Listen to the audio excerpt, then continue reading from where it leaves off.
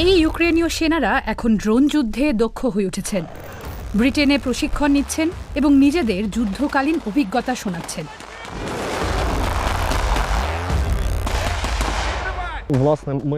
আমাদের যুদ্ধক্ষেত্রের অভিজ্ঞতাগুলো তাদের বলি। 4 বছরের এই যুদ্ধের ফলে ইউক্রেনীয় সেনাদের বিশেষজ্ঞতার চাহিদা বেড়েছে। এখানে সে বেশ অল্প সময়ের মধ্যে অনেক কিছু শিখে ফেলেছি। ইংল্যান্ডে হচ্ছে প্রশিক্ষণ, ঠিক কোথায় তা গোপন রাখা হয়েছে। যুক্তরাজ্য ও 13টা অংশীদার দেশের কাছ থেকে প্রশিক্ষণ নিচ্ছেন ইউক্রেনীয় সেনারা। নিরাপত্তার কারণে তাদের নামও গোপন। এর বদলে তারা যুদ্ধক্ষেত্রের সামনের সারির পরিস্থিতি জানাচ্ছেন।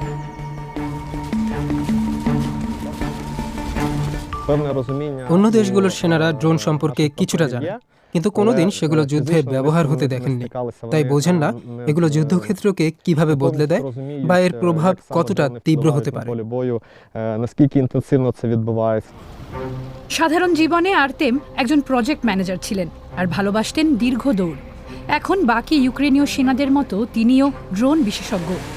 ড্রোন ব্যবহারে যুদ্ধ কিভাবে বদলে গেছে সে অভিজ্ঞতা সরাসরি হয়েছে। ইংল্যান্ডের প্রশিক্ষকেরা সেই জ্ঞানে অত্যন্ত আগ্রহী।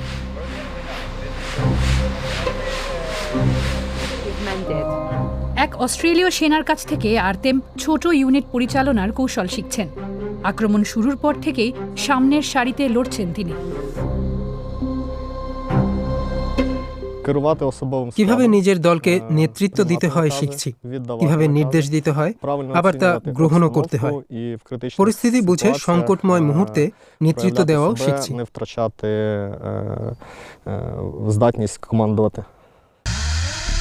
এখন যুদ্ধে ড্রোন প্রযুক্তি অত্যন্ত গুরুত্বপূর্ণ। নিজেদের হিসেব অনুযায়ী গত বছরই ইউক্রেন প্রায় 40 লাখ ড্রোন তৈরি করেছে। এই প্রযুক্তিতে বেশ দক্ষ হয়ে উঠছে দেশটা। ব্রিটিশদের কাছে এই অভিজ্ঞতা অমূল্য। ব্রিটিশ সেনাবাহিনীর এলিট ইউনিটগুলোর একটা আইরিশ গার্ডস পুরো 1 বছর ইউক্রেনের সেনাদের সঙ্গে কাজ করেছে। ইউক্রেনের যুদ্ধক্ষেত্রই এখন পৃথিবীর একমাত্র জায়গা যেখানে আকাশে ঘন ঘন ড্রোন দেখা যায়। প্রচুর টাকা থাকলেও সেই বাস্তব পরিস্থিতি হুবহু তৈরি করতে পারতাম না।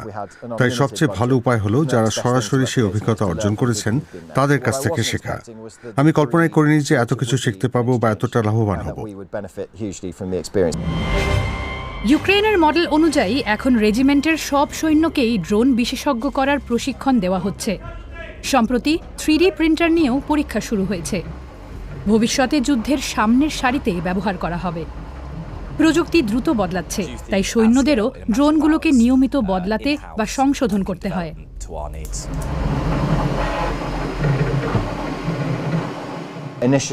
প্রথমে ভাবিনি যে আমরা আস্ত একটা ড্রোন বানাবো। ভেবেছিলাম 3D প্রিন্টার দিয়ে ভাঙা ড্রোনের কিছু অংশ পাল্টে দেবো, কিন্তু এখন অনেক এগিয়ে গেছি। শুধু পুরনো ড্রোনের আলাদা আলাদা অংশই নয়, নতুন ড্রোনের অংশ তৈরি করছি। এমনকি পুরো ড্রোন শুরু থেকে শেষ পর্যন্ত বানানোর পথে এগোচ্ছি। এটা বেশ উত্তেজনামূলক এক পরিবর্তন। ব্রিটিশ সেনাদের জন্য ড্রোন এখনও প্রশিক্ষণের অংশ, কিন্তু ইউক্রেনীয়দের জন্য এটা কঠিন এক বাস্তব।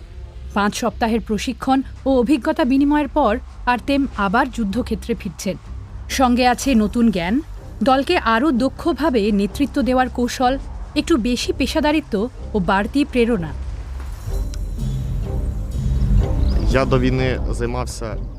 আগে আল্ট্রা ম্যারাথন দৌড়াতাম। জানি শেষের দিকে ব্যাপারটা কতটা কঠিন লাগে। মনে হয় আর শক্তি নেই, আর এগোনো সম্ভব না।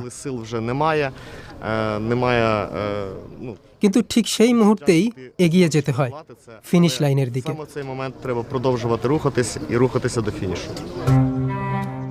গত 4 বছরে ব্রিটেনে 62,000-এর বেশি ইউক্রেনের সেনাকে প্রশিক্ষণ দেওয়া হয়েছে। এই আদান প্রদানে ব্রিটিশ এবং তাদের সঙ্গী দেশগুলো ইউক্রেনের সমরের অভিজ্ঞতা থেকে ক্রমশই বেশি লাভবান হচ্ছে।